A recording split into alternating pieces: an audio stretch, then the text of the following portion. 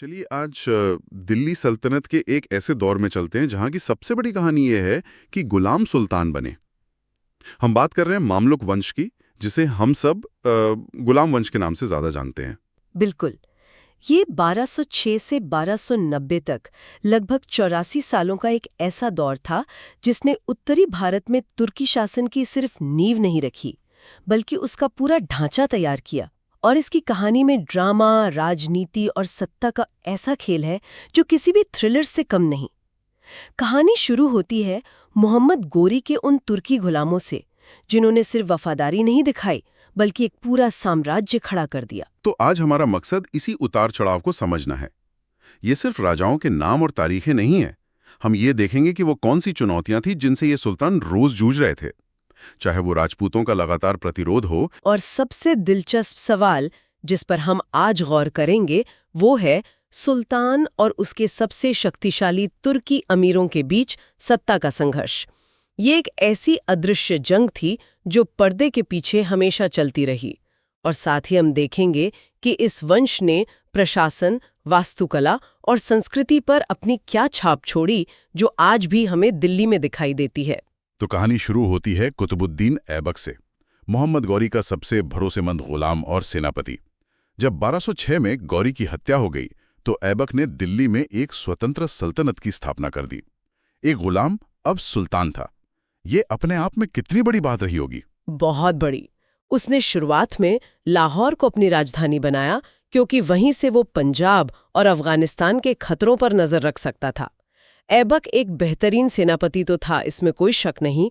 उसने राजपूतों के खिलाफ कई अभियान भी चलाए, लेकिन उसे अपनी सल्तनत को मजबूत करने का ज्यादा वक्त ही नहीं मिला। हाँ, उसकी मौत भी बड़ी अजीब थी। 1210 में जब एक तरफ चंगेज खां के मंगोलों का खतरा सर पे मंडरा रहा था, ऐबक लाहौर में चोगान यानी आज का पोलो खेलते हुए घोड़े से गिरकर मर गया। सल्तनत अभी ठीक से खड़ी भी नहीं हुई थी कि उसका संस्थापक चला गया। और यहीं से कहानी में पहला मोड़ आता है। बिल्कुल। ऐबक के बाद उसका बेटा आराम शाह गद्दी पर बैठा, लेकिन जैसा उसका नाम था वो वैसा ही निकला, बिल्कुल अयोग्य। तब दिल्ली के तुर्की अमीरों ने एक बड़ा फैसला लिया। उन्होंने उसे हटाकर ऐबक के ही एक दूसरे गुलाम और उसके दामाद इल्तुतमिश को गद्दी पर बैठा दिया। एक मिनट, मुझे यहाँ एक बात समझ नहीं आई। अगर सल्तनत की नींव ऐबक ने रखी तो फिर इतिहासकार शमसुद्दीन इल्तुतमिश को गुलाम वंश का असली संस्थापक क्यों कहते हैं? क्या ये ऐबक के साथ थोड़ी नाइंसाफी नहीं है? ये एक बहुत अच्छा सवाल है। देखिए, नींव रखना एक बात है और उस पर एक मजबूत इमारत खड़ी करना बिल्कुल दूसरी। ऐबक ने एक जमीन पर दावा किया, लेकिन वो उसे एक देश का रूप नहीं दे पाया। इल्तुतमिश ने उस बिखरी हुई सल्तनत को एक असली प्रशासनिक, आर्थिक और राजनीतिक ढांचा दिया। अच्छा, तो उसने ऐसा क्या किया जो ऐबक नहीं कर पाया? सबसे पहला और सबसे चतुर काम, उसने 1229 में बगदाद के अब्बासिद खलीफा से सुल्तान आजम की उपाधि ली। अब आप सोचेंगे कि इससे क्या होता है। ये एक मास्टर स्ट्रोक था। सोचिए, उस दौर में हर कोई अपनी ताकत के दम पर दावा कर रहा था। ऐसे में इस्लामी दुनिया के सर्वोच्च मुखिया से मान्यता मिलना इल्तुतमिश को सिर्फ एक और सरदार से उठाकर इस्लाम का रक्षक और खुदा का प्रतिनिधि बना देता था। ये एक ऐसी कानूनी और धार्मिक वैधता थी जिसका जवाब किसी दूसरे तुर्की अमीर के पास नहीं था। वाह, यानी उसने अपनी सत्ता को धर्म और कानून का ऐसा कवच पहना दिया जिसे कोई तोड़ नहीं सकता था। बिल्कुल। और दूसरा बड़ा काम था तुर्कान-ए-चहलगानी या चालीसा का गठन। ये उसके 40 सबसे वफादार तुर्की गुलाम सरदारों का एक गुट था। ये उसकी आंख, कान और हाथ थे जो शासन चलाने में उसकी मदद करते थे। लेकिन ये एक दोधारी तलवार थी। इल्तुतमिश के लिए तो ये वफादार थे, लेकिन बाद में यही गुट इतना शक्तिशाली हो गया कि सुल्तानों को अपनी उंगलियों पर नचाने लगा। ये सल्तनत के किंग मेकर बन गए। और जहां तक मुझे याद है, उसने मंगोलों के खतरे को भी बड़ी होशियारी से टाला था। हाँ, जब ख्वारिज्म का शाह जलालुद्दीन मंगोलों से भागकर भारत आया और उसने इल्तुतमिश से शरण मांगी, तो इल्तुतमिश ने बड़ी विनम्रता से मना कर दिया। वो जानता था कि जलालुद्दीन को शरण देने का मतलब है चंगेज खान को दिल्ली पर हमला करने का सीधा न्योता देना। उसने सल्तनत को एक ऐसी तबाही से बचा लिया जिसके लिए शायद वो तैयार नहीं थी। इसके अलावा उसने बंगाल, बिहार, ग्वालियर और रणथंभौर जैसे इलाकों को जीतकर सल्तनत का विस्तार किया। तो इल्तुतमिश ने एक मजबूत सल्तनत तो खड़ी कर दी, लेकिन उसकी मौत के बाद क्या हुआ? क्या चहलगानी ने उसके चुने हुए उत्तराधिकारी को स्वीकार किया? यहीं से सत्ता का असली खेल शुरू होता है। इल्तुतमिश की मौत के बाद सल्तनत में फिर अस्थिरता आ गई। उसका बेटा रुकनुद्दीन फिरोज गद्दी पर बैठा, लेकिन वो इतना विलासी और अयोग्य था कि 6 महीने में ही अमीरों ने उसे हटा दिया। और तब इतिहास ने वो पन्ना पलटा जिसकी किसी ने उम्मीद नहीं की थी। गद्दी पर बैठी इल्तुतमिश की बेटी रजिया सुल्ताना, मध्यकालीन इतिहास की शायद सबसे साहसी महिला। इसमें कोई शक नहीं। रजिया बहुत काबिल थी। इल्तुतमिश खुद अपने बेटों से ज्यादा उस पर भरोसा करता था। रजिया मर्दों की तरह कपड़े पहनकर बिना पर्दे के दरबार में आती थी और खुद सेना का नेतृत्व करती थी। लेकिन समस्या उसकी काबिलियत नहीं, उसका औरत होना था। मतलब वो शक्तिशाली तुर्की अमीर, वो चहलगानी, एक महिला के सामने सिर झुकाने को तैयार नहीं था। बिल्कुल नहीं। उनके लिए ये अपनी मर्दानगी और सत्ता का अपमान था। उन्हें एक कठपुतली चाहिए थी और रजिया किसी के हाथ की कठपुतली बनने को तैयार नहीं थी। जब रजिया ने एक अबिसीनियाई गुलाम जलालुद्दीन याकुत को ऊंचा पद दिया तो इन तुर्की अमीरों को बहाना मिल गया। उन्होंने इसे तुर्की शान के खिलाफ बताकर विद्रोह कर दिया। तो ये सिर्फ याकूत का मुद्दा नहीं था, बल्कि रजिया की आजाद सोच और उसकी फैसलों पर हमला था। सही पकड़ा आपने। वो रजिया को नियंत्रित करना चाहते थे। आखिर में एक विद्रोह में उसे गद्दी से हटा दिया गया और कुछ समय बाद उसकी हत्या कर दी गई। रजिया उस शतरंज की बाजी का पहला बड़ा शिकार बनी जो सुल्तान और चहलगानी के बीच चल रही थी। रजिया के बाद तो चहलगानी की ताकत और बढ़ गई होगी। बहुत ज्यादा। उसके बाद के 2 सुल्तान, मोइजुद्दीन बहराम शाह और अलाउद्दीन मसूद शाह, तो नाम के सुल्तान थे। वो पूरी तरह चहलगानी के हाथों की कठपुतली थे। इस दौरान मंगोलों के हमले भी बढ़े और सल्तनत की हालत बहुत खराब हो गई। तो इस अराजकता से सल्तनत को बाहर किसने निकाला? यहाँ कहानी में एक और दिलचस्प किरदार आता है, नासिरुद्दीन महमूद, जो इल्तुतमिश का पोता था। 1246 में वो सुल्तान बना। कहते हैं कि वो बहुत सीधा साधा और धार्मिक इंसान था। अपना ज्यादातर समय कुरान की नकलें लिखने और इबादत में गुजारता था। मतलब एक और कमजोर सुल्तान। कागज पर हाँ, लेकिन असल में नहीं, क्योंकि असली ताकत उसके ससुर और प्रधानमंत्री गियासुद्दीन बलबन के हाथों में थी। और सबसे दिलचस्प बात यह है कि बलबन खुद उसी चहलगानी का सदस्य था। उसने पर्दे के पीछे से लगभग 20 साल तक शासन चलाया और धीरे धीरे अपने सभी विरोधियों को रास्ते से हटा दिया। और फिर 1266 में नासिरुद्दीन महमूद की मौत के बाद बलबन खुद सुल्तान बन गया। वो खिलाड़ी जो अब तक वजीर की चालें चल रहा था, अब खुद बादशाह बन गया। बिल्कुल। और बादशाह बनते ही उसमें जो सबसे पहला काम किया वो था सुल्तान के पद की खोई हुई इज्जत और ताकत को वापस लाना। इसके लिए उसने रक्त और लौह की नीति अपनाई। उसका मानना था कि सुल्तान का खौफ ही शासन का आधार है। इसी नीति के तहत उसने चहलगानी को खत्म किया था, है ना? हाँ। जिस गुट ने उसे बनाया उसी को उसने मिटा दिया। हाँ। वो जानता था कि जब तक ये 40 सरदार रहेंगे, सुल्तान कभी भी पूरी तरह से ताकतवर नहीं बन पाएगा। उसने एक एक करके चहलगानी के सदस्यों को या तो मरवा दिया या उनकी शक्ति छीन ली। इसके बाद उसने दरबार में ईरानी परंपराएं शुरू की। सिजदा यानी घुटनों के बल बैठकर सुल्तान के सामने सिर झुकाना, और पाइबोस यानी सुल्तान के पैर चूमना। ये तो बहुत कठोर लगता है। इसका मकसद क्या था? इसका मकसद मनोवैज्ञानिक था। बलबन अमीरों को यह दिखाना चाहता था कि सुल्तान कोई आम इंसान नहीं, बल्कि धरती पर ईश्वर की छाया यानी जिल्ले इलाही है। जब वो शक्तिशाली अमीर सुल्तान के कदमों में झुकेंगे तो उनकी विद्रोह करने की हिम्मत ही खत्म हो जाएगी। उसने एक बेहतरीन जासूसी प्रणाली, जिसे बरीद कहते थे, भी स्थापित की ताकि उसे अमीरों की हर साजिश की खबर मिलती रहे। तो बलबन ने इतनी मेहनत से जो लोहे का ढांचा खड़ा किया, क्या वो उसके जाने के बाद टिक सका? अक्सर ऐसे शक्तिशाली शासकों के बाद एक खालीपन आ जाता है। और वही हुआ। बलबन का बनाया सिस्टम सिर्फ बलबन ही चला सकता था। उसकी मौत के बाद ताश के पत्तों की तरह सब बिखरने लगा। उसका पोता मुइजुद्दीन कैकाबाद एक नौजवान और विलासी शासक था, जिसे कुछ ही सालों में जहर देके मार दिया गया। और अंतिम शासक उसका छोटा बेटा कयूमर्स तो बस कुछ महीने ही राज कर सका। जिसके बाद 1290 में एक नए सरदार जलालुद्दीन खिलजी ने सत्ता पर कब्जा कर लिया और इस तरह गुलाम वंश का अंत हो गया। हाँ, लेकिन इन 84 सालों में इस वंश ने एक ऐसी स्थायी विरासत छोड़ी जिस पर आगे की सल्तनत की इमारत खड़ी हुई। अगर हम प्रशासन की बात करें तो इल्तुतमिश की इक्ता प्रणाली एक बहुत बड़ा सुधार थी। अच्छा, ये इक्ता प्रणाली क्या थी और ये इतनी महत्वपूर्ण क्यों थी? ये एक बहुत चालाक व्यवस्था थी। इसमें सुल्तान अपने सेनापतियों और अधिकारियों को नकद वेतन के जगह जमीन का एक टुकड़ा यानी इक्ता दे देता था। उस जमीन से राजस्व वसूलना और वहां कानून व्यवस्था बनाए रखना उसी अधिकारी की जिम्मेदारी होती थी।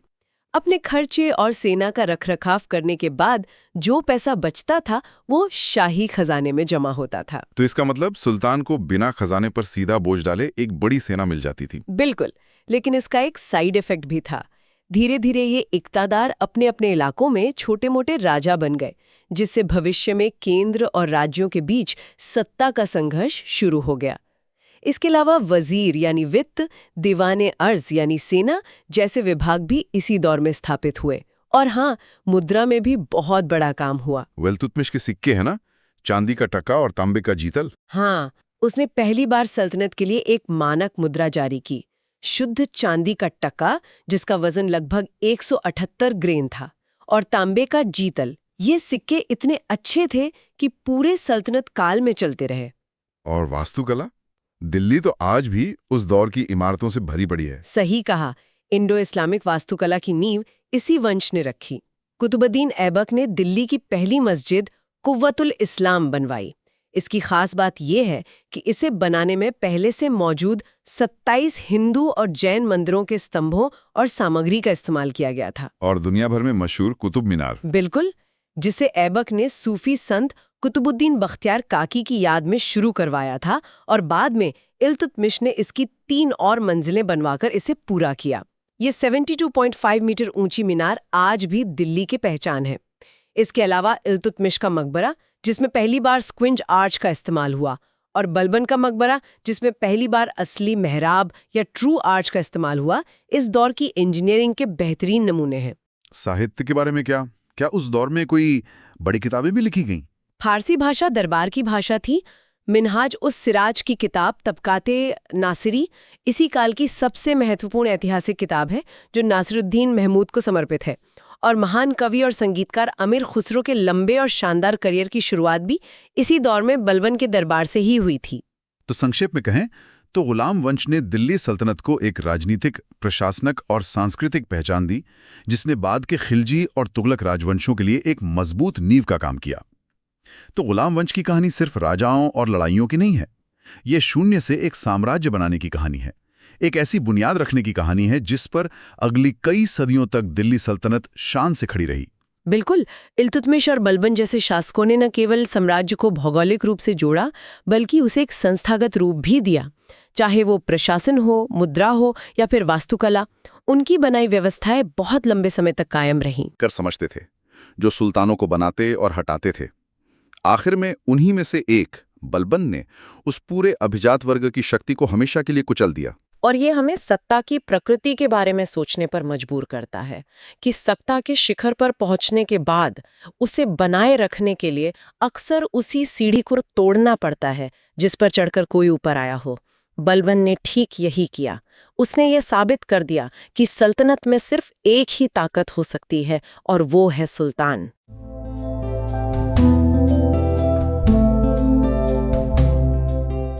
आज हम दिल्ली सल्तनत के एक ऐसे दौर की गहराई में उतरेंगे जो चला तो सिर्फ 30 साल, हाँ। लेकिन जिसने सल्तनत की सीमाओं, खजाने और प्रशासन की परिभाषा ही हमेशा के लिए बदल दी। बिल्कुल, हम बात कर रहे हैं खिलजी वंश की, जो 1290 से 1320 तक रहा। मतलब एक बहुत ही छोटा दौर था ये। हाँ, पर ये एक ऐसा तूफानी दौर था जिसमें मंगोलों पर जबरदस्त जीत हासिल की गई, सल्तनत का विस्तार हुआ और ऐसे प्रशासनिक प्रयोग किए गए जिनके बारे में आज भी बहस होती है। तो चलिए समझते हैं कि ये सब कैसे हुआ।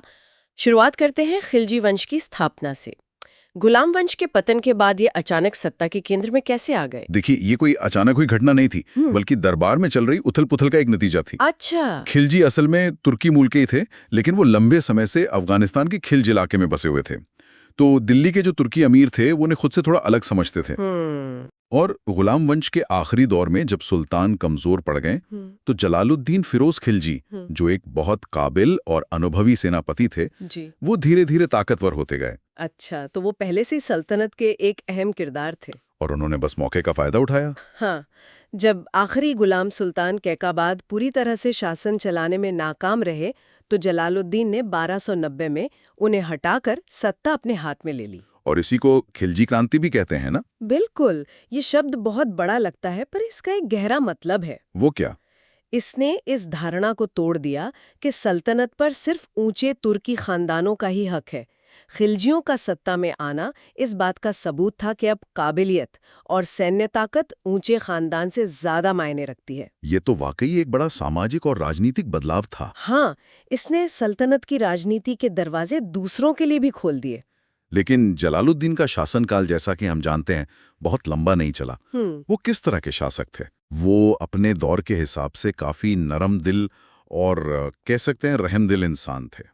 उनकी उम्र भी काफी हो चुकी थी, करीब 70 साल।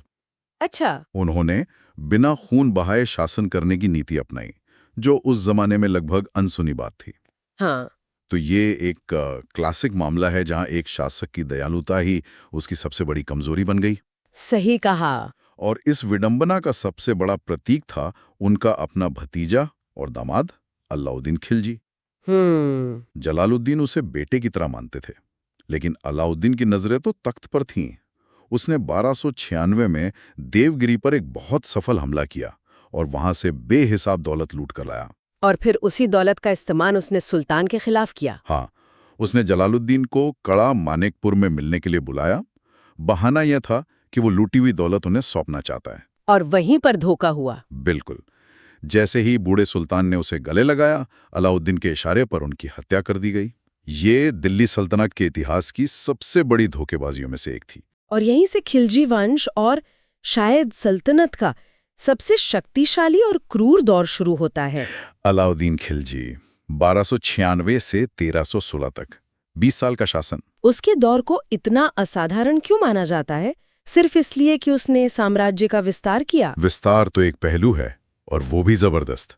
गुजरात, रणथंभोर, चित्तौड़, मालवा, उसने उत्तर भारत को पूरी तरह अपने कब्जे में कर लिया। लेकिन जो बात उसे अलग बनाती है वो है दक्षिण भारत की विजय। हाँ, उसके सेनापति मलिक काफूर ने देवगिरी, वारंगल और यहां तक कि मदुरै तक धावा बोला। ये पहली बार था कि किसी दिल्ली के सुल्तान की सेना ने भारत के इतने दक्षिणी हिस्से तक पहुंचकर अपनी ताकत का लोहा मनवाया था। और मंगोलों का खतरा भी तो था। उसका सामना कैसे किया उसने? बहुत ही आक्रामक तरीके से।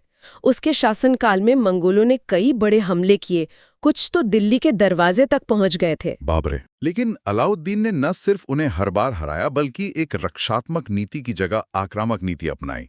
उसने सीमा पर नए किले बनवाए और एक बहुत बड़ी स्थायी सेना खड़ी की। एक तरफ इतनी सैन्य सफलताएं और दूसरी तरफ उसे एक क्रूर और निरंकुश शासक भी कहा जाता है। ये दोनों पहलू एक साथ कैसे चलते थे? दरअसल उसकी क्रूरता और उसके प्रशासनिक सुधार दोनों का मकसद एक ही था, सत्ता पर पूरा नियंत्रण। उसे अमीरों पर बिल्कुल भरोसा नहीं था। बिल्कुल नहीं।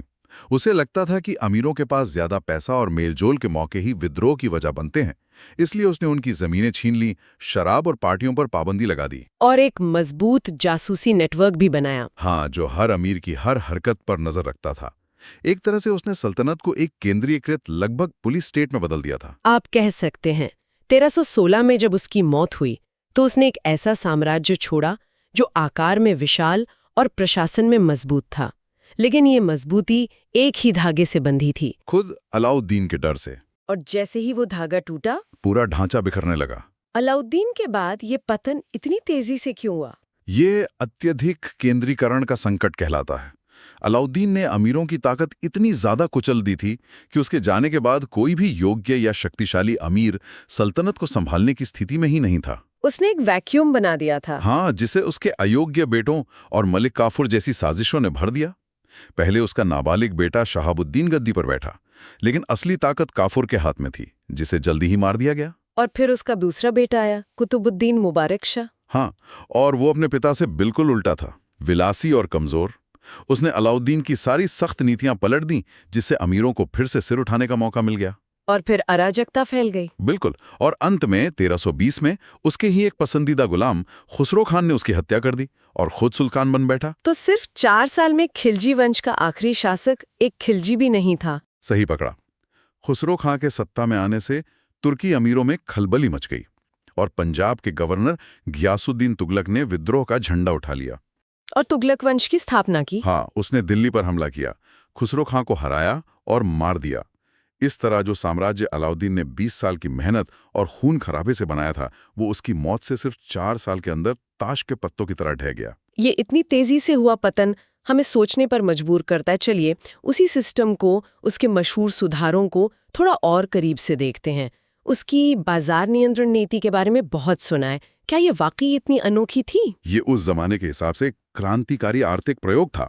सोचिए, आज सरकारें महंगाई को काबू करने के लिए कितनी जद्दोजहद करती हैं। अलाउद्दीन ने 13वीं सदी में दिल्ली के अंदर हर जरूरत की चीज का दाम तय कर दिया था, अनाज से लेकर कपड़े तक और घोड़ों से लेकर गुलामों तक। लेकिन दाम तय कर देना एक बात है, उसे लागू करवाना बिल्कुल दूसरी। ये मुमकिन कैसे हुआ? इसके लिए उसने एक पूरा विभाग बनाया। शहना ए मंडी नाम का एक अफसर बाजार का मुखिया होता था। सरकारी गोदाम बनाए गए और सजाएं इतनी खौफनाक थी कि कोई बेईमानी करने की सोच भी नहीं सकता था। खौफनाक जैसे कि? इतिहासकार जियाउद्दीन बर्नी लिखते हैं कि अगर कोई दुकानदार 1 ग्राम भी कम तौलता, हाँ, तो अलाउद्दीन उसके शरीर से उतना ही मांस काट लेने का हुक्म देता था। बाप रे, ये तो वाकई क्रूरता की हद है। इसी खौफ के कारण कोई धोखा देने की हिम्मत नहीं करता था। लेकिन इस सब का मकसद क्या था? क्या वो सिर्फ जनता को सस्ती चीजें देना चाहता था? नहीं, उसका मुख्य मकसद था अपनी विशाल सेना का खर्चा कम रखना। अच्छा, अगर सैनिकों को सस्ता अनाज और सामान मिलेगा तो उन्हें कम तनख्वाह में भी रखा जा सकता है। ये पूरी अर्थव्यवस्था को युद्ध स्तर पर लाने की कोशिश थी। समझी। और राजस्व यानी लगान के बारे में क्या? वहां भी उसने कुछ बड़े बदलाव किए थे। हाँ, और ये बदलाव किसानों के लिए बहुत भारी पड़े। उसने लगान को बढ़ाकर उपज का 50% कर दिया। 50%? हाँ, ये बहुत ज्यादा था। साथ ही उसने जमीन की पैमाइश यानी नापजोक की व्यवस्था शुरू की, ताकि कोई अमीर या बिचौलिया लगान की चोरी न कर सके। तो एक तरफ बाजार में कीमतें कम और दूसरी तरफ किसानों पर इतना भारी टैक्स, ये तो बड़ा विरोधाभास है। मुझे उसकी सैन्य सुधारों में भी दिलचस्पी है। दाग और हुलिया प्रथा क्या थी? ये सेना को पेशेवर और भ्रष्टाचार मुक्त बनाने के लिए थी। दाग का मतलब था शाही घोड़ों को एक खास निशान से दागना, ताकि उन्हें बदला न जा सके। हाँ, और हुलिया प्रथा में हर सैनिक का पूरा हुलिया यानी उसका कद, रंग, चेहरे पर कोई निशान, सब कुछ रजिस्टर में दर्ज किया जाता था। मतलब एक तरह का आइडेंटिटी कार्ड सिस्टम, ताकि कोई नकली सैनिक खड़ा ना कर गए। बिल्कुल।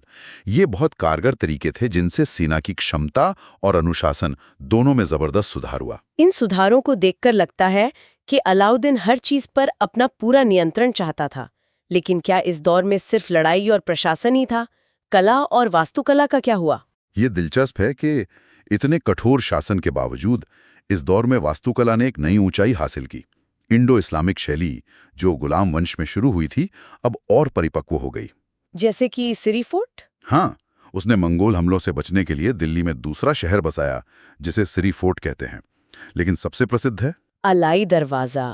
वो तो आज भी कुतुब मीनार परिसर की शान है। हाँ, 1311 में बना अलाई दरवाजा इस दौर की वास्तुकला का सबसे बेहतरीन नमूना है। पहली बार भारत में किसी इमारत में वैज्ञानिक तरीके से असली मेहराब और गुंबद का इस्तेमाल इतने बड़े पैमाने पर किया गया।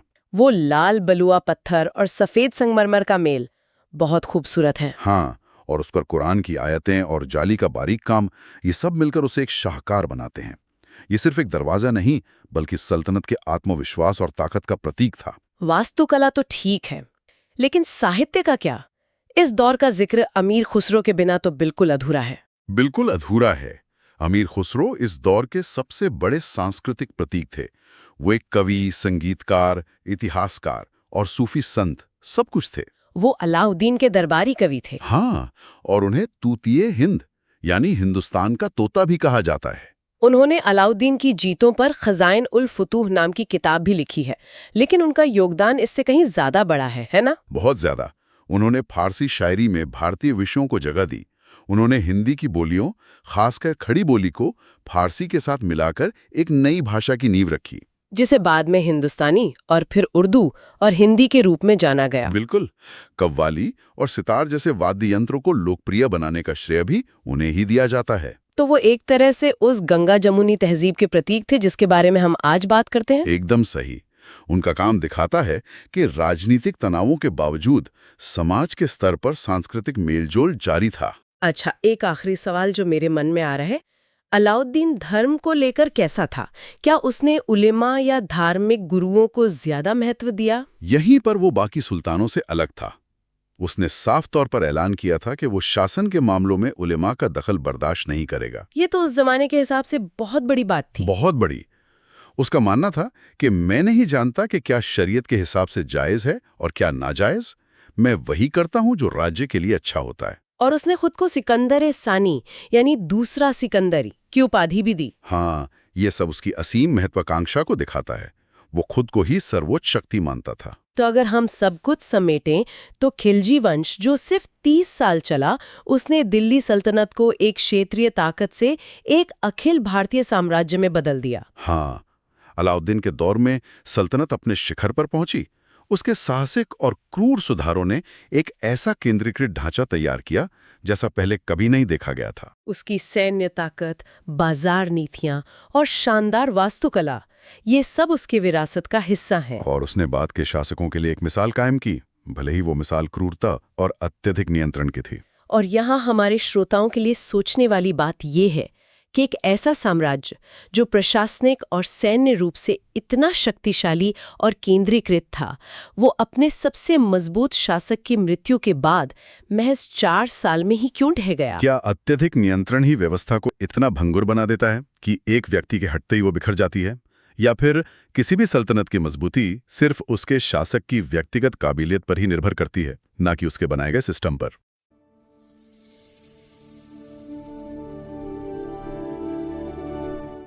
आज हम दिल्ली सल्तनत के एक शायद सबसे दिलचस्प और बदनाम खानदान की बात करने वाले हैं। तुगलक वंश। जी, तुगलक वंश, एक ऐसा वंश जिसके एक सुल्तान को दुनिया कहती है सबसे सयाना मूर्ख, है ना? बिल्कुल। और वहीं दूसरा सुल्तान, उसने नहरों और अस्पतालों का एक पूरा जाल बिछा दिया। तो ये कहानी है भव्य योजनाओं की और कड़वी हकीकत के बीच एक जबरदस्त टकराव की। बिल्कुल। ये सिर्फ राजाओं और लड़ाइयों की कहानी नहीं लगती। नहीं, ये बड़े बड़े आइडियाज की कहानी है। ऐसे आइडियाज जो या तो अपने वक्त से बहुत आगे थे या फिर उन्हें लागू करने का तरीका ही शायद विनाशकारी था। तो आज हम इसी की गहराई में उतरेंगे। हमारे पास जो स्रोत हैं उनकी मदद से ये समझने की कोशिश करेंगे कि खिलजी सल्तनत के बाद ये लोग सत्ता के शिखर पर कैसे पहुंचे और फिर कैसे तैमूर के एक ही हमले ने सब कुछ तबाह कर दिया। तो चलिए शुरू करते हैं एकदम शुरुआत से।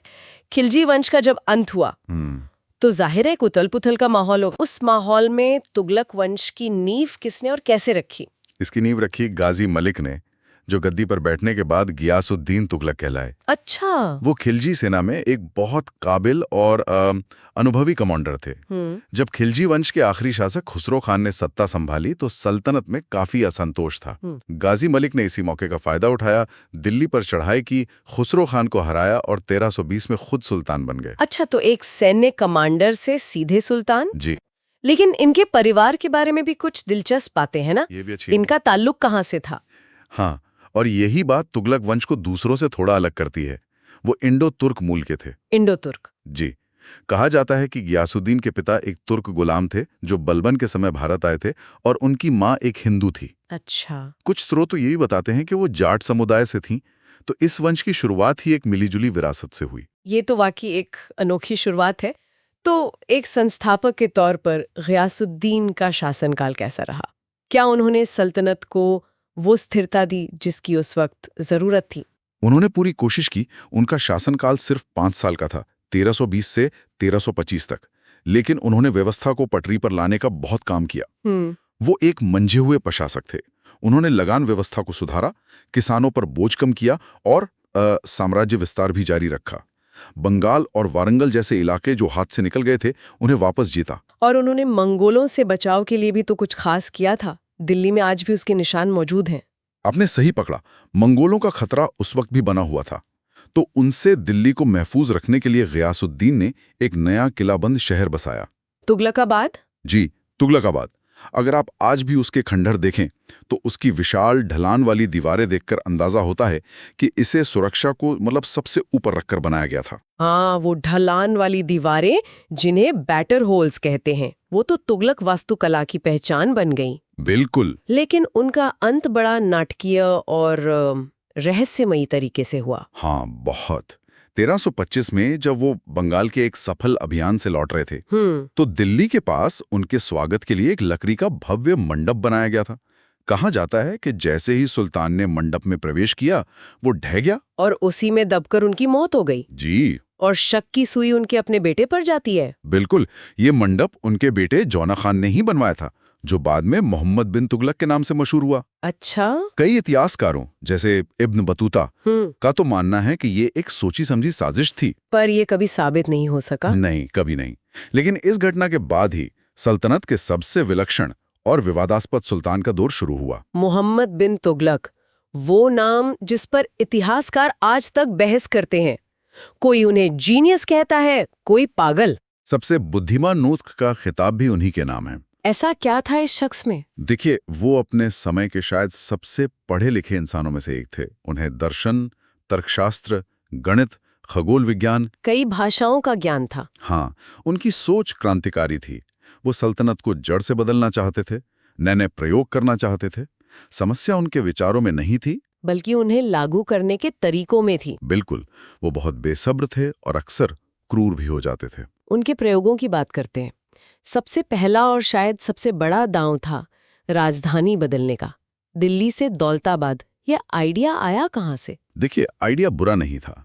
उनका साम्राज्य दक्षिण में मदुरै तक फैल चुका था, तो उन्हें लगा कि दिल्ली उत्तर में बहुत कोने में है। देवगिरी, जिसका नाम बदलकर उन्होंने दौलताबाद रखा, वो साम्राज्य के लगभग बीच में पड़ता था। तो सोच रणनीतिक थी, वहां से पूरे दक्कन पर बेहतर नियंत्रण रखा जा सकता था। जी, सोच तो यही थी। लेकिन असल में हुआ क्या?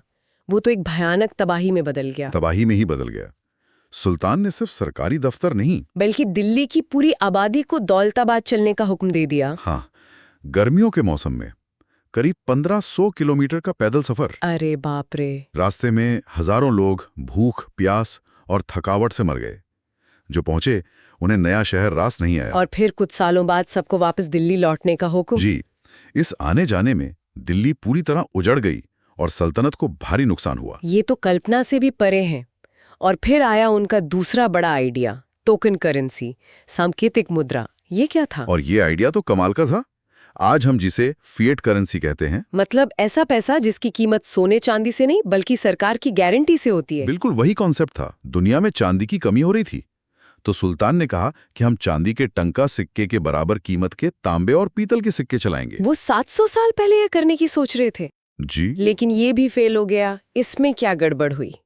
क्या लोगों ने भरोसा नहीं किया? भरोसे की बात तो थी ही, लेकिन सबसे बड़ी भूल ये थी कि उन्होंने सिक्के की डिजाइन को इतना आसान रखा और उसकी ढलाई पर कोई सरकारी एकाधिकार नहीं रखा। तो नतीजा ये हुआ कि हर घर में टकसाल खुल गई। लोगों ने अपने पीतल और तांबे के बर्तनों को गलाकर धड़ल्ले से नकली सिक्के बनाने शुरू कर दिए। तो मतलब आज के जमाने में जैसे बड़े पैमाने पर जाली नोट छाप दिए गए हों, पूरी अर्थव्यवस्था ही बैठ गई होगी। बिल्कुल, बाजार नकली सिक्कों से भर गया। विदेशी व्यापारियों ने उन्हें लेने से मना कर दिया। पूरा व्यापार ठप हो गया। फिर क्या हुआ?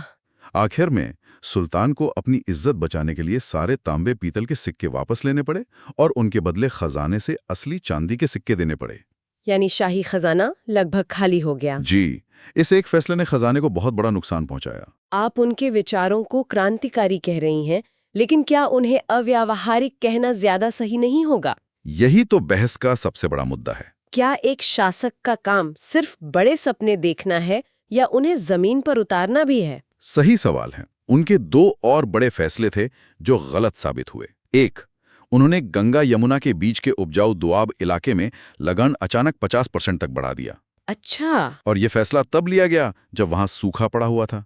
नतीजा ये हुआ कि किसान अपनी जमीनें छोड़कर भाग गए और बड़े पैमाने पर विद्रोह हुए। और दूसरा, उन्होंने खुरासान यानी मध्य एशिया को जीतने के लिए एक विशाल सेना बनाई और उसे 1 साल का एडवांस वेतन भी दे दिया। लेकिन वो अभियान कभी शुरू ही नहीं हो पाया। कभी नहीं। ये सारा पैसा बर्बाद हो गया। तो क्या उनके खाते में सिर्फ नाकामी ही दर्ज है या कुछ सफलताएं भी थीं? ऐसा भी नहीं है। उन्होंने मंगोलों के हमलों को सफलतापूर्वक रोका। उनके समय में सल्तनत का विस्तार अपने चरम पर था, सबसे बड़ा। लेकिन उनकी नीतियों की वजह से हर तरफ बगावतें होने लगीं। जी। बंगाल आजाद हो गया, दक्षिण में विजयनगर और बहमनी जैसे शक्तिशाली राज्यों का उदय हुआ। मतलब उन्हीं के शासनकाल में सल्तनत का विघटन शुरू हो गया था। 1351 में सिंध में एक विद्रोह को दबाते हुए उनकी मौत हो गई। एक इतिहासकार ने लिखा है, आखिरकार राजा को अपने प्रजा से और प्रजा को अपने राजा से मुक्ति मिली। मोहम्मद बिन तुगलक के इतने तूफानी और उथल-पुथल भरे दौर के बाद तो सल्तनत को किसी ऐसे शासक की जरूरत होगी जो मरहम लगा सके, चीजों को शांत कर सके। क्या ऐसा कोई आया? हाँ, और वो थे उनके चचेरे भाई फिरोज शाह तुगलक। वो मोहम्मद बिन तुगलक के बिल्कुल उलट थे। अच्छा। उन्होंने 37 साल राज किया, 1351 से 1388 तक, और उनका पूरा ध्यान साम्राज्य के विस्तार पर नहीं बल्कि उसे संभालने, स्थिर करने और लोगों का भला करने पर था। तो वो एक तरह से मरहम लगाने ही आए थे। आप ऐसा कह सकती हैं। उनके कल्याणकारी कामों की बहुत चर्चा होती है, खासकर नहरों का नेटवर्क जो उन्होंने बिछवाया। सही कहा। फिरोज शाह को कुछ लोग सल्तनत का अकबर भी कहते हैं, खासकर उनके लोक कल्याण के कामों की वजह से। वाह। उन्होंने कृषि को बढ़ावा देने के लिए नहरों का एक जाल बिछा दिया। यमुना से हिसार तक, सतलुज से घग्गर तक कई नहरें खुदवाईं। इससे तो खेती की पैदावार बढ़ी होगी। बहुत ज्यादा। और नए नए शहर और गांव भी बसे। उन्होंने शर्ब नाम का एक सिंचाई कर भी लगाया जो उपज का 10% होता था। और अस्पताल, रोजगार दफ्तर, ये सब भी उन्हीं की देन है। जी हाँ। उन्होंने दिल्ली में एक खैराती अस्पताल बनवाया जिसे दारुल शफा कहते थे, जहां गरीबों का मुफ्त इलाज होता था। उन्होंने एक रोजगार दफ्तर भी खोला ताकि बेरोजगारों को काम मिल सके। इसके अलावा उन्होंने कई नए शहर बसाए, जैसे फिरोजाबाद जो आज का फिरोजशाह कोटला है, हिसार, फतेहाबाद और जौनपुर। लेकिन उनके शासन का एक और पहलू था जो काफी अनोखा था, उनका गुलामों के प्रति लगाव। हाँ, ये एक दिलचस्प बात है। उन्होंने गुलामों के लिए एक अलग विभाग ही बना दिया था। क्या नाम था उसका? दीवाने बंदगम। उनके पास करीब 80,000 दास थे, जिन्हें अलग अलग तरह के काम और हुनर सिखाए जाते थे। 80,000? ये तो बहुत बड़ी संख्या है। जी, और इसने प्रशासन पर काफी बोझ भी डाला। उनकी धार्मिक नीति कैसी थी? क्या वो मोहम्मद बिन तुगलक की तरह खुले विचारों वाले थे? नहीं, इस मामले में वो बिल्कुल अलग थे। वो एक कट्टर सुन्नी मुसलमान थे और उन्होंने उलेमा वर्ग को खुश रखने की पूरी कोशिश की। अच्छा। उन्होंने हिंदुओं पर, खासकर ब्राह्मणों पर, फिर से जजिया कर लगाया, जिसे पहले कुछ हद तक माफ कर दिया गया था। तो उनकी नीति रूढ़िवादी थी। निश्चित रूप से। हालांकि उन्होंने बड़े पैमाने पर मंदिर नहीं तोड़े। उन्होंने अपनी आत्मकथा फुतुहात फिरोज शाही में अपनी उपलब्धियों और अपनी धार्मिक नीतियों का जिक्र भी किया है। तो फिरोज शाह के बाद इस वंश का क्या हुआ? क्या स्थिरता का ये दौर लंबा चला? दुर्भाग्य से नहीं। फिरोज शाह की मौत के बाद उनके कमजोर उत्तराधिकारियों के बीच गद्दी के लिए लड़ाई शुरू हो गई। केंद्रीय सत्ता इतनी कमजोर हो गई कि एक कहावत मशहूर हो गई, सल्तनत शाह आलम अज दिल्ली ता पालम। मतलब शहंशाह की हुकूमत दिल्ली से बस पालम तक ही सिमट कर रह गई है। बिल्कुल। और फिर आया वो आखिरी और सबसे घातक वार, तैमूर का हमला। हाँ, और ये कोई मामूली हमला नहीं था। 1398 में समरकंद के शासक तैमूर लंग का आक्रमण दिल्ली के लिए एक प्रलय जैसा था। वो एक बड़ी फौज लेकर आया और उसका मकसद सिर्फ लूटना था। जी। दिल्ली के बाहर हुई लड़ाई में तुगलक सुल्तान महमूद शाह बुरी तरह हारा और अपनी जान बचाकर भाग गया। सुना है दिल्ली में उसने भयानक कत्लेआम मचाया था। भयानक शब्द भी शायद छोटा पड़ जाए। तैमूर की फौज ने दिल्ली में प्रवेश किया और 3 दिनों तक लगातार लूटपाट और कत्लेआम मचाया। ओह। इतिहासकारों के मुताबिक दिल्ली की गलियों में लाशों के ढेर लग गए थे, शहर में आग लगा दी गई थी और हजारों कारीगरों को गुलाम बनाकर समरकंद ले जाया गया। इस एक हमले ने तुगलक वंश को सिर्फ खत्म नहीं किया बल्कि उत्तर भारत की पूरी राजनीतिक और सांस्कृतिक तस्वीर को हमेशा के लिए बदल दिया। दिल्ली को अपनी पुरानी रौनक वापस पाने में दशकों लग गए।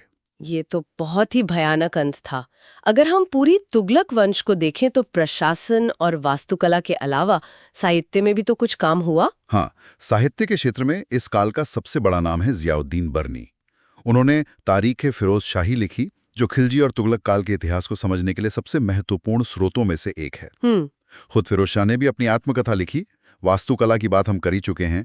सादगी, मजबूती और वो खास ढलान वाली दीवारें उनकी पहचान थी। फिरोज शाह कोटला का परिसर, हौस खास का मदरसा और खिड़की मस्जिद आज भी उनकी देन है। जी, और उन्होंने तो कुतुब मीनार की ऊपरी मंजिल की मरम्मत भी करवाई थी, जो बिजली गिरने से टूट गई थी। तो इस पूरी चर्चा को अगर समेतना हो तो तुगलक वंश को हम कैसे याद रख सकते हैं? उनका सार क्या है? संक्षेप में कहें तो तुगलक वंश दिल्ली सल्तनत के शिखर और पतन दोनों का प्रतीक है। ये कहानी है एक विरोधाभास की। एक तरफ मोहम्मद बिन तुगलक जैसा जीनियस था, जिसकी कल्पना की उड़ान बहुत ऊंची थी, लेकिन जमीन पर उसके पैर नहीं थे। उसके महत्वाकांक्षी प्रयोगों ने सल्तनत को उसके सबसे बड़े आकार तक पहुंचाया भी और उसके पतन की नींव भी रखी। बिल्कुल। और दूसरी तरफ फिरोज शाह, जो बहुत व्यवहारिक थे, लेकिन उनमें शायद वो दूरदर्शिता नहीं थी। उन्होंने सल्तनत को स्थिर तो किया, लेकिन उसे भविष्य के लिए तैयार नहीं कर पाए। सही कहा। उनकी विरासत उनकी इमारतों में दिखती है, मजबूत, विशाल, लेकिन बहुत सादी और थोड़ी निराशावादी। और आखिर में तैमूर के हमले ने इस कहानी पर एक क्रूर पूर्ण विराम लगा दिया। जी, इस वंश ने सल्तनत के विस्तार की उस गति को हमेशा के लिए रोक दिया, जो खिलजियों के समय से चली आ रही थी। ये वाकई एक ऐसे राजवंश की कहानी है जो भव्य योजनाओं और कठोर वास्तविकताओं के बीच फंसा रहा। इस चर्चा के अंत में एक विचारणीय प्रश्न ये उठता है, मोहम्मद बिन तुगलक के बड़े विचार, जैसे एक केंद्रीय राजधानी या सांकेतिक मुद्रा, क्या वे सिर्फ समय से बहुत आगे थे? अच्छा सवाल है। क्या ये उनकी दूरदर्शिता की विफलता थी, या उस समय की तकनीक और प्रशासनिक मशीनरी की, जो उनके विचारों को हकीकत में नहीं बदल सकी? ये एक ऐसा सवाल है जो आज भी इतिहासकारों के बीच बहस का विषय है।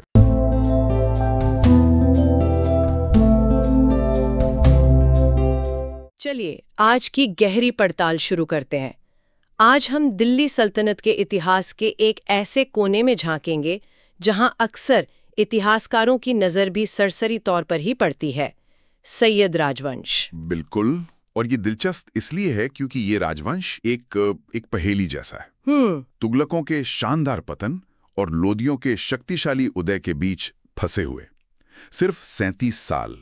ज्यादातर लोग इसे बस एक खाली पन्ना मानकर पलट देते हैं। सही कहा, लेकिन हमारा मकसद आज ये समझना है कि इस खाली दिखने वाले पन्ने में आखिर लिखा क्या है। और कहानी की शुरुआत ही एक अजीब दावे से होती है। इसके संस्थापक खिज्र खां खुद को पैगंबर मोहम्मद का वंशज बताते थे, मतलब एक सैयद। लेकिन कई इतिहासकार इस दावे पर शक करते हैं। पर सबसे अनोखी बात तो इस राजवंश का अंत है। हाँ, कल्पना कीजिए, दिल्ली का सुल्तान, हिंदुस्तान का सबसे शक्तिशाली सिंहासन, और उसका शासक अचानक कहे मुझे यह सब नहीं चाहिए, और गद्दी छोड़कर एक शांत जिंदगी जीने चला जाए। यही तो इस कहानी का सबसे आकर्षक मोड़ है। एक ऐसा अंत जो सल्तनत के उस खूनी इतिहास में कहीं फिट नहीं देखता। तो सवाल ये है कि ऐसा क्यों हुआ? क्या वो शासक अयोग्य था, या उस सल्तनत में ही कुछ ऐसी सड़न पैदा हो गई थी कि सिंहासन पर बैठना कांटों के ताज जैसा हो गया था? बिल्कुल। तो चलिए इसी सवाल का जवाब ढूंढते हैं। तो फिर सबसे पहले माहौल को समझते हैं। ये सैयद आए कहां से? दिल्ली की सत्ता की चाबी इनके हाथ लगी कैसे? इसके लिए हमें साल 1398 में वापस जाना होगा, जब तैमूर लंग का वो तूफान दिल्ली आया था। उसने दिल्ली को इस कदर लूटा और तबाह किया कि तुगलक वंश, जो पहले से ही कमजोर था, उसकी कमर पूरी तरह टूट गई। मतलब दिल्ली में एक भयानक पावर वैक्यूम पैदा हो गया था। बिल्कुल, सत्ता का एक खालीपन। तैमूर वापस चला गया, लेकिन दिल्ली को संभालने के लिए अपने एक गवर्नर को छोड़ गया, खिज्र खान। अच्छा, तो खिज्र खान तैमूर का आदमी था? ये बात तो मतलब पूरी कहानी का नजरिया ही बदल देती है। हाँ, मतलब दिल्ली का शासक तो था, पर रिमोट कंट्रोल कहीं और था। आपने बिल्कुल सही पकड़ा। यही इस राजवंश की बुनियाद की सबसे बड़ी सच्चाई और सबसे बड़ी कमजोरी थी। तो उन्होंने कब्जा कब किया? खिज्र खान ने 1414 में दिल्ली पर कब्जा तो कर लिया, लेकिन उन्होंने कभी सुल्तान की उपाधि धारण नहीं की। अच्छा। वो खुद को रैयत आला कहते थे, जिसका मतलब होता है सबसे ऊंचा मुखिया। वो तैमूर और उसके बाद उसके बेटे शाहरुख मिर्जा के नाम का खुतबा पढ़वाते थे। एक मिनट, हमारे श्रोताओं के लिए क्या आप समझा सकते कि खुतबा क्या होता है और किसी और के नाम पर इसे पढ़वाने का असल में क्या मतलब था? बहुत अच्छा सवाल है। खुतबा जुमे की नमाज के दौरान पढ़ा जाने वाला एक उपदेश होता है, जिसमें शासक का नाम लिया जाता है। ओके। और जिसका नाम खुतबे में लिया जाता है, वही उस इलाके का संप्रभु या असल बादशाह माना जाता है। तो मतलब ये एक तरह का ऐलान था। हाँ, पूरी दुनिया के सामने ये ऐलान करना कि मैं दिल्ली का राजा जरूर हूं, पर मेरा असली मालिक तैमूर है, ये सिर्फ दिखावा नहीं था, ये उनकी राजनीतिक हकीकत थी। और सिक्कों का क्या? उनके सिक्कों पर भी तुगलकों का ही नाम चलता रहा। वो एक ऐसे राजा थे जो राजा होने का ऐलान नहीं कर सकता था। वाह, मतलब सिंहासन तो दिल्ली का था, पर इसकी इज्जत और अधिकार दोनों ही उधार के थे। सही कहा। तो इस नाम मात्र की सल्तनत का दायरा कितना बड़ा था?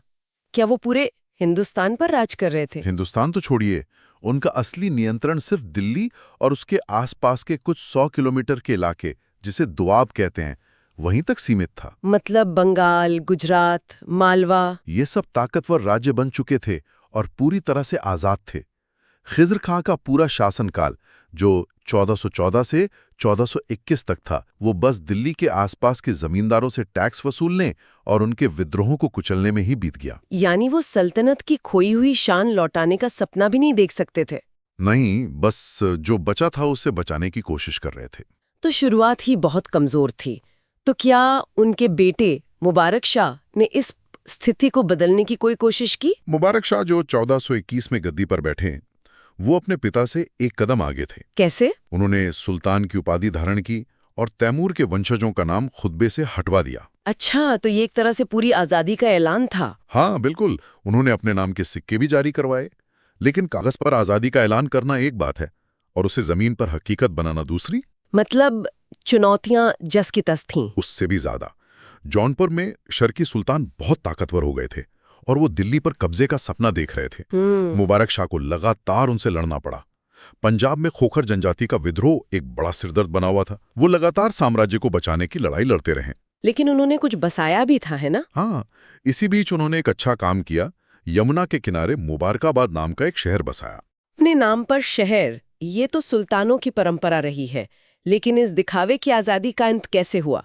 तैमूर का डर तो नहीं था, पर क्या कोई और दुश्मन था? उनका दुश्मन बाहर नहीं बल्कि उनके अपने ही दरबार में बैठा था। अरे! मुबारक शाह ने अपने अधिकारियों पर बहुत भरोसा किया, लेकिन वही भरोसा उनके लिए जानलेवा साबित हुआ। 1434 में जब वो मुबारकाबाद में बन रही इमारतों का जायजा ले रहे थे, तब क्या हुआ? उनके ही वजीर सरवर उल मुल्क ने कुछ दरबारियों के साथ मिलकर उनकी हत्या कर दी। दरबार में ही साजिश और हत्या, ये तो सल्तनत के अंदरूनी खोखलेपन को दिखाता है। बिल्कुल, ये हत्या सल्तनत के अंदर पनप रही बीमारी का बस एक लक्षण मात्र थी। तो मुबारक शाह के बाद कौन आया? उनके बाद उनके भतीजे मोहम्मद शाह को गद्दी पर बिठाया गया, लेकिन वो सिर्फ नाम के सुल्तान थे। असल ताकत हत्यारे वजीर सरवर उल मुल्क के हाथ में थी। हाँ, और एक बहुत कमजोर कठपुतली। उन्हें तो मजाक में खप भी कहा जाता था। खप?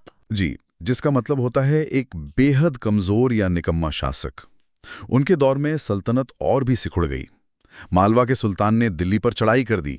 जौनपुर की सेना तो दिल्ली के दरवाजे तक पहुंच गई थी। और पंजाब में? पंजाब में बहलोल लोदी नाम का एक अफगान गवर्नर बहुत ताकतवर हो रहा था और वो सुल्तान के आदेशों को नजरअंदाज कर रहा था। तो यहाँ से लोदी वंश के आने की आहट सुनाई देने लगी थी। पर इससे पहले कि हम वहां पहुंचे, मुझे प्रशासन के बारे में और जानना है। सल्तनत चलती कैसे थी? देखिए, इक्ता प्रणाली सल्तनत की रीढ़ की हड्डी हुआ करती थी। हाँ।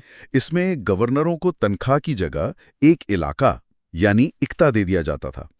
उनकी जिम्मेदारी होती थी कि वो वहां से टैक्स वसूले, अपना खर्चा निकालें, एक सेना रखें और बाकी पैसा केंद्र को भेजें। लेकिन सैयदों के समय तक ये प्रणाली लगभग ध्वस्त हो चुकी थी। ध्वस्त होने का मतलब? इसका मतलब ये कि गवर्नर अब खुद को उस इलाके का स्वतंत्र राजा समझने लगे थे। वो केंद्र को पैसा भेजना तो दूर, सुल्तान का हुक्म भी नहीं मानते थे। ओह! वो अपनी छोटी छोटी सेनाएं बनाकर आपस में ही लड़ते रहते थे। सल्तनत की अपनी कोई बड़ी स्थायी सेना नहीं बची थी। राजस्व वसूली सिर्फ दिल्ली के आसपास से ही हो पाती थी। और कृषि और व्यापार का क्या हाल था? पूरी तरह से ठप पड़ गए थे, क्योंकि कोई सुरक्षा ही नहीं थी। ये एक प्रशासनिक और आर्थिक पतन का दौर था। ऐसी स्थिति में तो कोई भी शासक बेबस महसूस करेगा, और इसी बेबसी की कहानी का अंत होता है आखिरी शासक आलम शाह के साथ। हाँ, आलम शाह 1445 से 1451 तक। उनका नाम था अलाउद्दीन आलम शाह, लेकिन इतिहास उन्हें एक ऐसे सुल्तान के रूप में याद रखता है जिसे सल्तनत से ज्यादा अपनी निजी जिंदगी प्यारी थी। मतलब? वो दिल्ली के षड्यंत्रों और रोज-रोज की सिरदर्दी से तंग आ चुके थे। उनका दिल बदायूं में लगा हुआ था, जो एक शांत और आरामदायक जगह थी। ये तो बड़ा ही अजीब है। तो उन्होंने क्या किया? 1448 में उन्होंने एक ऐसा फैसला लिया जो दिल्ली सल्तनत के इतिहास में पहले कभी नहीं हुआ था। क्या फैसला था वो? उन्होंने दिल्ली का सारा कामकाज अपने सबसे ताकतवर सरदार पंजाब के गवर्नर बहलोल लोधी को सौंप दिया और खुद स्थायी रूप से बदायूं चले गए। क्या मतलब उन्होंने अपनी जिम्मेदारी से मुंह मोड़ लिया? क्या हम उन्हें अयोग्य कह सकते हैं या वो बस यथार्थवादी थे? ये एक बेहतरीन सवाल है और इतिहासकार इस पर बटे हुए हैं। पारंपरिक रूप से उन्हें अयोग्य और कमजोर कहा जाता है। लेकिन दूसरा नजरिया भी है। हाँ, एक दूसरा नजरिया ये भी है कि वो शायद अपने समय के सबसे समझदार व्यक्ति थे। उन्होंने देखा कि सिंहासन पर बैठने का मतलब या तो लगातार जंग लड़ना है या किसी साजिश में मारा जाना। सल्तनत की हालत इतनी खस्ता थी कि उसे ठीक करना लगभग नामुमकिन था। तो उन्होंने ताकत और तनाव के बजाय शांति और लंबी जिंदगी को चुना। और बहलोल लोधी ने इस मौके का पूरा फायदा उठाया होगा। बहलोल लोधी बहुत चालाक था। उसने 3 साल तक इंतजार किया। इंतजार? हाँ, उसने आलम शाह को खत लिखकर पूछा कि क्या वो वापस आना चाहते हैं। जब आलम शाह ने जवाब दिया कि उन्हें दिल्ली में कोई दिलचस्पी नहीं है और वो बहलोल को अपने बेटे की तरह मानते हैं, तब जाकर 1451 में बहलोल लोधी ने खुद को सुल्तान घोषित कर दिया। और ये सब बिना किसी लड़ाई के, बिना एक बूंद खून बहाए। सत्ता का ऐसा शांतिपूर्ण हस्तांतरण। और आलम शाह का क्या हुआ? वो बदायूं में एक आरामदायक रिटायरमेंट की जिंदगी जीते रहे और 1478 में उनकी मृत्यु हुई। यानी सिंहासन छोड़ने के बाद वो लगभग 30 साल और जिए। वाकई ये एक असाधारण कहानी है। अब जरा इनकी सांस्कृतिक और वास्तुकला की विरासत पर भी नजर डालते हैं। जैसा कि आप अंदाजा लगा सकती हैं, जब खजाना खाली हो और हर तरफ बगावत हो तो बड़ी बड़ी इमारतें बनाना मुमकिन नहीं होता। तो मतलब कुछ खास नहीं बनवाया उन्होंने? बहुत कम काम हुआ। जो कुछ बना भी वो बहुत साधारण था। उसमें तुगलक काल की भव्यता और खिलजी काल की शानो शौकत का कोई नामो निशान नहीं था। कोई एक इमारत जो उनकी निशानी के तौर पर आज भी खड़ी हो? सबसे महत्वपूर्ण उदाहरण है दिल्ली के कोटला मुबारकपुर इलाके में मुबारक शाह का मकबरा। अच्छा। ये एक अष्टकोणीय यानी 8 कोनों वाली इमारत है जिसके ऊपर एक बड़ा सा गुंबद है। इसमें तुगलक शैली की सादगी तो है, लेकिन कोई नयापन या कलात्मकता नहीं दिखती। तो ये मकबरा आज भी है? हाँ, दिल्ली में है, लेकिन अक्सर पर्यटक इसे अनदेखा कर देते हैं। एक तरह से ये मकबरा खुद इस राजवंश की कहानी कहता है। मौजूद है लेकिन भुला दिया गया है। और साहित्य या ज्ञान विज्ञान के क्षेत्र में? फारसी दरबारी भाषा बनी रही, लेकिन इस दौर में कोई बड़ा ऐतिहासिक ग्रंथ या साहित्य नहीं लिखा गया। ये सांस्कृतिक रूप से भी एक ठहराव का दौर था। तो इन सब बातों का निचोड़ क्या है? अगर ये राजवंश इतना कमजोर, इतना साधारण और लगभग हर मोर्चे पर नाकाम था, तो हम आज इस पर बात ही क्यों कर रहे हैं? यहाँ ये बात वाकई दिलचस्प हो जाती है। ये राजवंश अपनी सफलताओं के लिए नहीं, बल्कि अपनी कमियों और अपनी भूमिका की वजह से महत्वपूर्ण है। क्या भूमिका? ये तुगलकों के पतन और लोधियों के उदय के बीच एक पुल का काम करता है। ये एक संक्रमणकालीन राजवंश था। अच्छा, मतलब ये सल्तनत के बिखरने की प्रक्रिया को परत दर परत दिखाता है। बिल्कुल।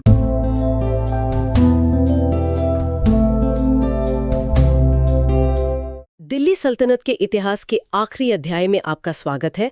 आज हम उस दौर की बात करेंगे जब सल्तनत की कमान तुर्कों के हाथ से निकलकर अफगानों के हाथ में आई। हम लोधी वंश की कहानी में उतर रहे हैं जो 1451 से 1526 तक चला जी। और ये दिल्ली पर शासन करने वाला पहला और एकमात्र अफगान यानी पश्तून राजवंश था। बिल्कुल। और ये कहानी सिर्फ एक वंश के बदलने की नहीं है, बल्कि ये दिल्ली सल्तनत के लिए एक तरह से आखिरी कोशिश थी खुद को संभालने की, खासकर बेहद कमजोर हो चुके सैयद वंश के बाद। हाँ, हमारी आज की सारी बातचीत the Lodhi dynasty the final Afghan सल्तनत ऑफ दिल्ली नाम के एक ऐतिहासिक लेख पर आधारित है। तो हमारा मकसद है लोधी वंश के उठने की वजह, उनके 3 सबसे अहम शासकों के काम, उनके प्रशासनिक और सांस्कृतिक योगदान, और आखिर में बाबर के हाथों उनके पतन की कहानी को परत दर परत समझना। तो चलिए इस दिलचस्प कहानी को शुरू करते हैं। सबसे पहला सवाल तो यही आता है कि ये अफगान शासक अचानक तस्वीर में आई कैसे? बस सैयद वंश के बाद ये सत्ता में कैसे आए? क्या ये कोई बड़ी लड़ाई या बगावत थी? यही तो सबसे दिलचस्प बात है कि ये कोई खूनी बगावत नहीं थी। देखिए, लोधी जो थे वो अफगानों की एक जनजाति थे। अच्छा। जो पहले के सुल्तानों के समय से ही भारत में आकर बस गए थे और सेना में और गवर्नरों के तौर पर काम कर रहे थे। वो बहुत काबिल सैनिक माने जाते थे। तो 1451 तक आते आते सैयद वंश का आखिरी सुल्तान आलम शाह वो इतना कमजोर और बेअसर हो चुका था कि उसका शासन दिल्ली के आसपास बस कुछ गांवों तक ही सिमट गया था। बस। हाँ, तो उसने खुद ही तंग आकर दिल्ली छोड़ दी और बदायूं जाकर बस गया। अच्छा, यानी दिल्ली का तख्त एक तरह से खाली पड़ा था। लगभग वैसा ही। उस वक्त सरहिंद और पंजाब के गवर्नर थे बहलोल लोधी, जो एक बहुत ताकतवर और महत्वाकांक्षी अफगान सरदार थे। उन्होंने इस मौके को देखा और अपनी सेना के साथ दिल्ली पर शांति से कब्जा कर लिया, बिना किसी लड़ाई के। कोई बड़ी लड़ाई नहीं हुई, कोई खून खराबा नहीं। सत्ता का हस्तांतरण लगभग शांतिपूर्ण तरीके से हो गया। ये तो सल्तनत के इतिहास में बहुत ही अनोखी बात है। तो बहलोल लोधी एक शासक के तौर पर कैसे थे? क्या उन्होंने आते ही सब कुछ बदल दिया? बहलोल लोधी बहुत चतुर थे। वो एक काबिल सैन्य नेता तो थे ही, साथ में एक बेहतरीन कूटनीतिज्ञ भी। उन्होंने अपना ज्यादातर शासन यानी करीब 38 साल 38 साल। हाँ, 38 साल सल्तनत को फिर से जोड़ने में लगा दिया। उनका सबसे लंबा और मुश्किल संघर्ष चला जौनपुर के शर्की सुल्तानों से। अच्छा, शर्की सल्तनत। वो तो उस वक्त दिल्ली सल्तनत से ज्यादा अमीर और ताकतवर थी, है ना? कहीं ज्यादा। लेकिन बहलोल ने हिम्मत नहीं हारी और आखिरकार 1479 में हुसैन शाह शर्की को हराकर उनके बहुत बड़े इलाके पर कब्जा कर लिया। इससे दिल्ली सल्तनत का रुतबा फिर से कायम हो गया। मुझे जो बात सबसे ज्यादा हैरान करती है वो है उनके शासन करने का तरीका। सुनने में आता है कि वो बाकी सुल्तानों की तरह आलीशान दरबार नहीं लगाते थे, नहीं, बल्कि अपने अफगान सरदारों के साथ कालीन पर बैठते थे। उस जमाने के हिसाब से ये कितना असामान्य था। क्या ये सिर्फ दिखावा था या इसके पीछे कोई असली वजह थी? ये सिर्फ सादगी नहीं थी, ये एक बहुत सोची समझी राजनीतिक रणनीति थी। देखिए, तुर्की सुल्तान खुद को आम लोगों और सरदारों से बहुत ऊपर, लगभग दैवीय मानते थे। हाँ, उनका दरबार तो सख्त नियमों से चलता था। बिल्कुल। लेकिन बहलोल ने अफगान कबीलाई व्यवस्था को अपनाया, जहां मुखिया बराबर वालों में पहला होता है, फर्स्ट अमंग इक्वल्स। अच्छा। कालीन पर एक साथ बैठकर उन्होंने ये संदेश दिया कि ये सल्तनत हम सबकी है, मैं सिर्फ तुम्हारा नेता हूं। इसी वजह से उन्हें वो वफादारी मिली जो सैयदों को कभी नहीं मिली। वाह, यानी उन्होंने अपनी जड़ों को नहीं छोड़ा और उसी को अपनी ताकत बनाया। तो बहलोल लोधी ने एक मजबूत नींव रखी। उनके बाद कौन आया? 1489 में एक अभियान के दौरान उनकी मृत्यु हो गई। उनके बाद गद्दी पर बैठे उनके बेटे निजाम खान, जिन्होंने सिकंदर शाह की उपाधि धारण की, जिन्हें हम सिकंदर लोधी के नाम से जानते हैं। जी। और अगर बहलोल ने नींव रखी तो सिकंदर लोधी ने उस पर एक शानदार इमारत खड़ी की। उन्हें इस वंश का सबसे महान और सबसे सफल शासक माना जाता है। सिकंदर लोधी का नाम आते ही सबसे पहले आगरा शहर का जिक्र आता है। दिल्ली तो सदियों से सत्ता का केंद्र थी। फिर सिकंदर लोधी को अचानक राजधानी आगरा ले जाने की जरूरत क्यों पड़ी? क्या दिल्ली असुरक्षित हो गई थी? नहीं, असुरक्षित नहीं। ये एक बहुत ही बड़ा और रणनीतिक कदम था। इसके पीछे कई वजहें थी। जैसे? पहली, दिल्ली से ग्वालियर, राजस्थान और मालवा के राजपूत राज्यों पर नजर रखना और नियंत्रण करना मुश्किल हो रहा था। आगरा इन इलाकों के बहुत करीब था। हाँ, ये बात तो है। दूसरी वजह, आगरा यमुना नदी के किनारे बसा था, जिससे व्यापार और सेना की आवाजाही के लिए एक अहम जलमार्ग मिलता था। उन्होंने सिर्फ राजधानी नहीं बदली, बल्कि 1504 में एक पूरे शहर को बसाया। अच्छा। और उसे एक प्रमुख प्रशासनिक और सैन्य केंद्र के रूप में विकसित किया। और उस समय ये इतना बड़ा बदलाव क्यों माना गया? गज़ सिकंदरी उनके सबसे बड़े सुधारों में से एक था। ये जमीन नापने की एक नई इकाई थी जो करीब 32 इंच की होती थी। 32 इंच? जी। इससे पहले जमीन का लगान अंदाजे से तय होता था, जिससे बहुत भ्रष्टाचार होता था और बिचौलिए किसानों का शोषण करते थे। सिकंदर ने पूरे साम्राज्य में खेतों को इस गज से नपवाया, उनकी उर्वरता के आधार पर उन्हें वर्गीकृत किया और फिर एक निश्चित लगान तय किया। इससे राजस्व व्यवस्था में पारदर्शिता आई और सल्तनत की आमदनी भी बढ़ी। यानी उन्होंने सीधे सीधे किसानों और राज्य के बीच के रिश्ते को मजबूत करने की कोशिश की। बिल्कुल। और सिर्फ यही नहीं, उन्होंने पूरे साम्राज्य में जासूसों का एक मजबूत नेटवर्क बनाया, जिन्हें बरीद कहते थे। बरीद? हाँ, ये सुल्तान की आंख और कान की तरह काम करते थे, जो हर सूबे से छोटी बड़ी खबर सीधे उन तक पहुंचाते थे, ताकि किसी भी कोने में कोई बगावत न पनप सके। तो एक तरफ वो इतने काबिल प्रशासक, कला और साहित्य के संरक्षक, न्याय करने वाले शासक नजर आते हैं, लेकिन उनके किरदार में एक अजीब सा टकराव भी दिखता है। स्रोतों में उन्हें एक कट्टर सुन्नी शासक भी बताया गया है। इस विरोधाभास को कैसे समझा जाए? ये उनके शासन का सबसे जटिल और विवादास्पद पहलू है और इतिहासकारों के बीच आज भी ये बहस का मुद्दा है। अच्छा। इसमें कोई शक नहीं कि उनकी धार्मिक नीतियां बहुत कट्टर थीं। उन्होंने गैर मुसलमानों पर जजिया कर फिर से सख्ती से लागू किया, कई नए मंदिरों के निर्माण पर रोक लगा दी। और मथुरा जैसे पवित्र शहरों में कुछ पुराने मंदिरों को तोड़ने का हुक्म भी दिया। जी, ये तो उनके दूसरे कामों से बिल्कुल मेल नहीं खाता। एक तरफ ज्ञान को बढ़ावा देना, संस्कृत ग्रंथों का फारसी में अनुवाद करवाना, और दूसरी तरफ इतनी असहिष्णुता। सही कहा। उन्होंने तिब्बे सिकंदरी नाम से चिकित्सा पर एक संस्कृत ग्रंथ का फारसी में अनुवाद करवाया, जो उस समय का एक बहुत महत्वपूर्ण काम था। तो फिर ये कट्टरता क्यों? कुछ इतिहासकार मानते हैं कि उनकी कट्टरता एक राजनीतिक जरूरत थी, ताकि वो रूढ़िवादी उलेमा वर्ग और अफगान सरदारों को खुश रख सकें और अपनी सत्ता को मजबूत कर सकें।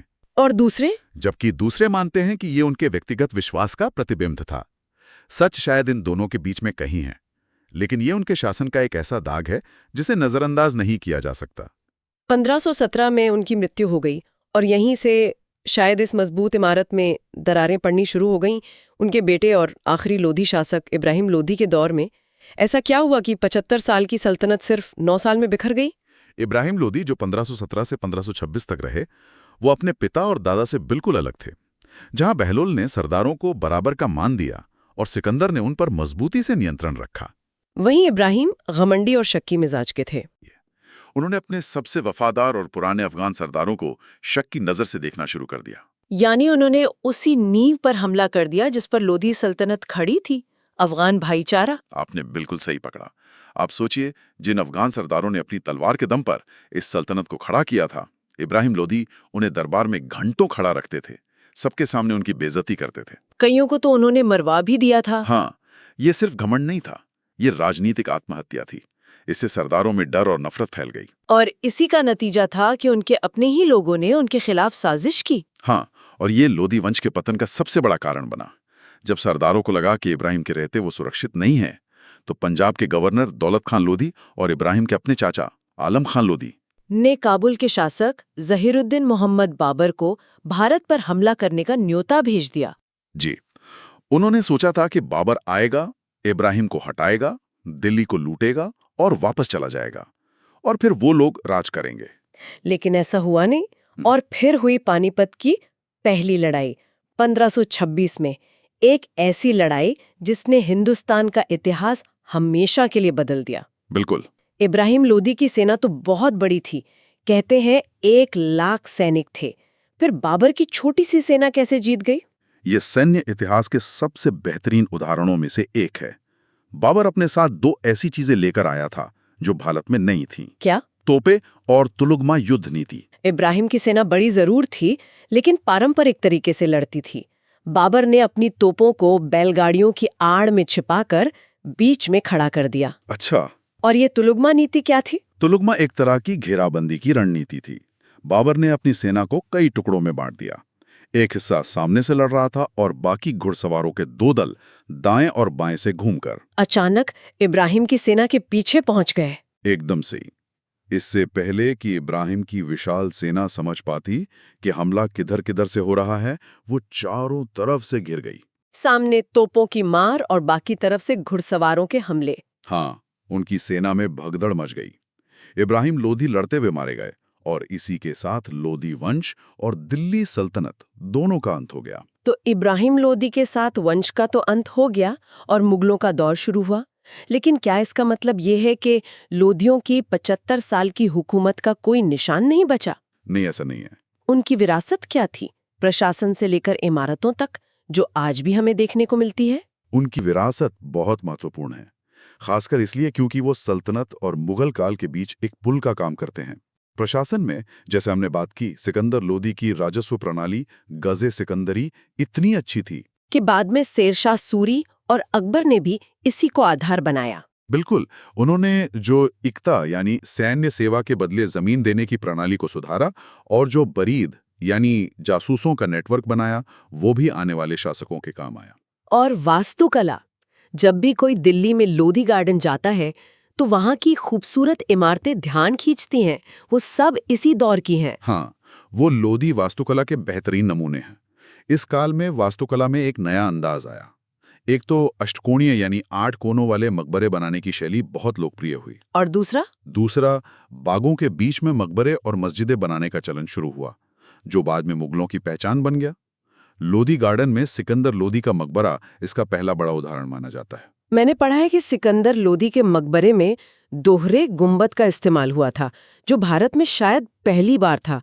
इसका क्या महत्व था? ये एक बहुत ही चालाक वास्तुशिल्प तकनीक थी। मतलब अंदर से कमरे की ऊंचाई को सही अनुपात में रखने के लिए एक छोटा गुंबद बनाया जाता था, और फिर उसके ऊपर एक बड़ा भारी गुंबद, ताकि इमारत बाहर से भव्य और विशाल दिखे। बिल्कुल। ये तुगलक काल की भरी भरकम और सादी इमारतों और मुगलों की नक्काशीदार और अलंकृत इमारतों के बीच का एक खूबसूरत संतुलन है। साहित्य और संस्कृति के क्षेत्र में उनका क्या योगदान रहा? सिकंदर लोधी खुद एक अच्छे कवि थे और उन्हें कला को बहुत संरक्षण दिया। फारसी तो आधिकारिक भाषा बनी रही, लेकिन ये वो दौर था जब स्थानीय भाषाओं और फारसी के मेल से हिंदुस्तानी, मतलब शुरुआती हिंदी और उर्दू का विकास बहुत तेजी से हो रहा था। अच्छा, संगीत और कविता को भी बढ़ावा मिला। तो अगर हम पूरी तस्वीर को देखें तो लोधी वंश को कैसे याद किया जाना चाहिए? एक असफल वंश जिसने सल्तनत को डुबो दिया, या एक ऐसा वंश जिसने उसे बचाने की आखिरी कोशिश की? उन्हें दिल्ली सल्तनत को अपनी अफगान ऊर्जा और प्रशासनिक सुधारों से फिर से मजबूत करने वाली एक ताकत के रूप में देखा जाना चाहिए। मतलब उन्होंने गिरती हुई सल्तनत को 75 साल की और जिंदगी दी। हाँ, सिकंदर लोधी निसंदेह अपने न्याय, सुधारों और कला संरक्षण के लिए एक योग्य शासक थे। वंश का पतन बाहरी हमले से ज्यादा उनकी अपनी अंदरूनी कलह और इब्राहिम लोधी की नासमझी के कारण हुआ। बिल्कुल, उनकी विरासत हमें कई चीजों में दिखती है। भूमि सुधार, आगरा को एक प्रमुख शहर बनाना और वास्तुकला की नई शैलियां। सही कहा। वे दिल्ली सल्तनत और मुगल साम्राज्य के बीच एक महत्वपूर्ण संक्रमणकालीन कड़ी थे, जिन्होंने अनजाने में ही सही आने वाले मुगल साम्राज्य के लिए एक मजबूत प्रशासनिक आधार तैयार कर दिया था। ये सारी बातचीत एक बहुत ही दिलचस्प सवाल खड़ा करती है। सिकंदर लोधी को अक्सर सबसे काबिल लोधी शासक माना जाता है। उनके प्रशासनिक सुधार कमाल के थे, लेकिन उनकी धार्मिक कट्टरता और असहिष्णुता भी एक सच्चाई है। तो जब हम किसी ऐतिहासिक शासक की विरासत का आकलन करते हैं, तो क्या उसके अच्छे कामों से उसके बुरे कामों को ढक देना चाहिए, या फिर एक शासक की महानता का पैमाना उसके सबसे कमजोर और सबसे क्रूर फैसलों से तय होना चाहिए?